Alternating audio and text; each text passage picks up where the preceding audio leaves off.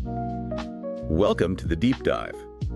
This is the only place you need to be for a full breakdown of the financial events that are really moving the markets. And today, we are definitely cracking one open. We're looking at the Gap Inc.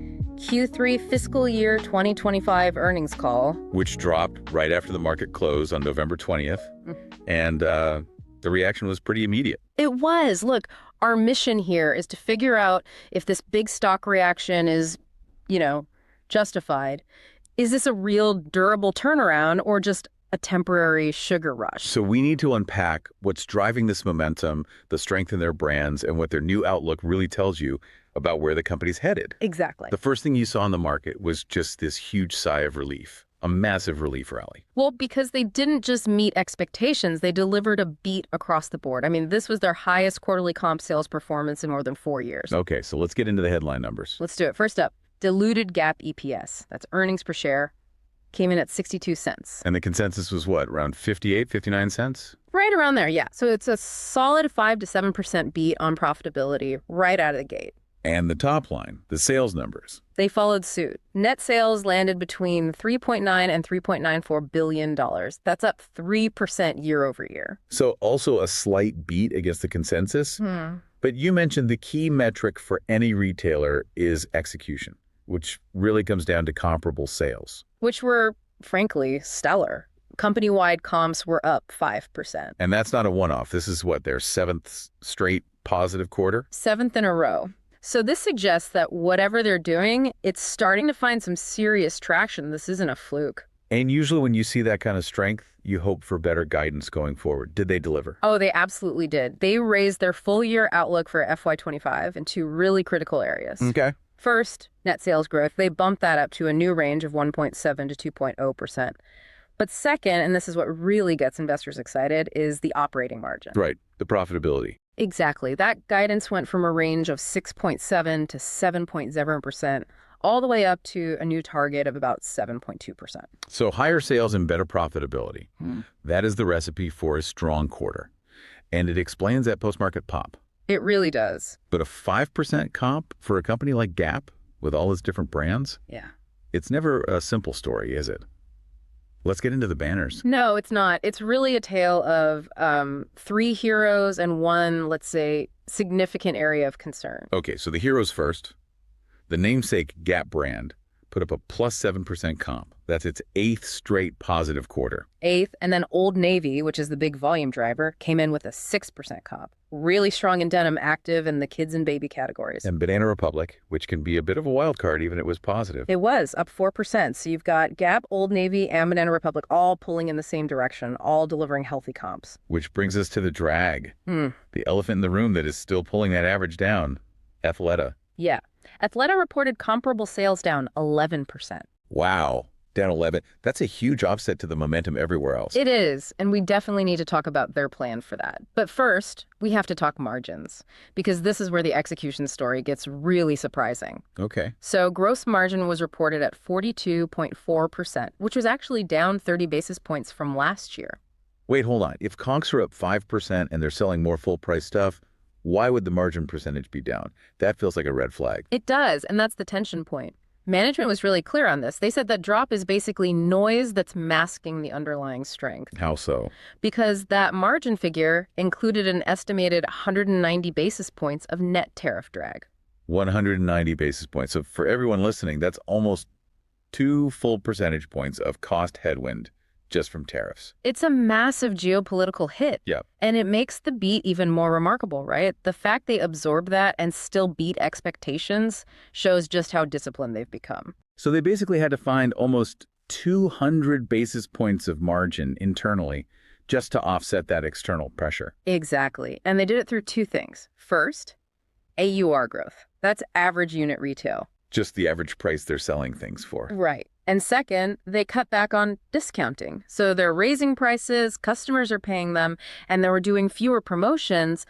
That signals real pricing power. That's the real story then. The execution was so tight, they just powered right through a massive external cost shock. That's it in a nutshell. And you see that same discipline on the balance sheet. Cash is up 13% to $2.5 billion.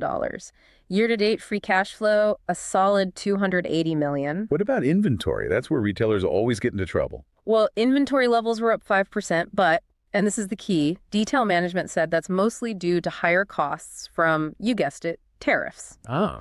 If you look at the actual number of items, the unit inventories, those were slightly negative. They aren't sitting on a pile of unsold clothes. They have tight control. Okay, let's pivot to the strategic side then. Because that execution is being fueled by a marketing engine they're calling culturally relevant storytelling. And this is where they're winning.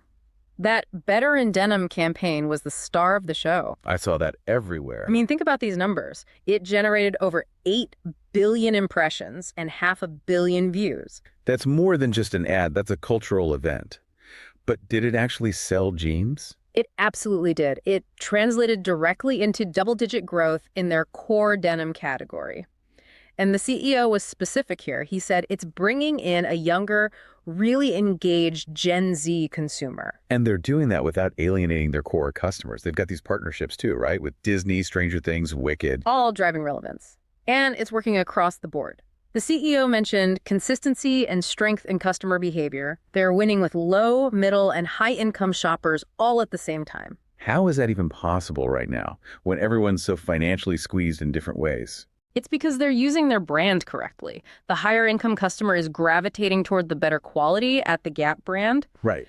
Meanwhile, the more value-conscious shopper is leaning hard into Old Navy, so they're capturing spending from both ends of the economic spectrum. It's a really smart segmentation strategy. That's a crucial insight. Okay, now we have to face the villain, Athleta. How are they planning to fix that 11% comp collapse? Management was very candid. They're calling FY25 a reset year for the brand. It's under new leadership, and they're not looking for a quick fix. So no big promotions just to drive traffic. No. The strategy is deep assortment edits, getting rid of the stuff that doesn't fit, and reestablishing Athleta as a premium, purpose-driven brand. Reset year usually means investors should expect more pain before any gain. It does. They said it will take time. They're moving slowly, deliberately to get the product right. It requires patience, but they're taking the short-term pain for what they hope is long-term health. And beyond just fixing problems, were there any new growth pillars mentioned? Ways to diversify? Yeah, two big ones. First, they're piloting an expansion into beauty and personal care, starting at Old Navy. That's smart. High margin, less cyclical than clothes. Exactly. And second, on the tech side, they've got a multi-year partnership with Google Cloud AI. This is about modernizing their entire tech stack. So using AI for things like demand forecasting, supply chain, that sort of thing. Right. It's all about driving future margin improvements by being more efficient and cutting waste. They also mentioned store closures, about 35 net closures, mostly at Banana Republic, but that's just optimization, not a retreat. Okay, let's look forward. The big overhang here for analysts is clearly these tariffs. It is, and management gave a really detailed roadmap. They confirmed the FY25 margin guidance includes that, 100 to 110 basis point tariff cost.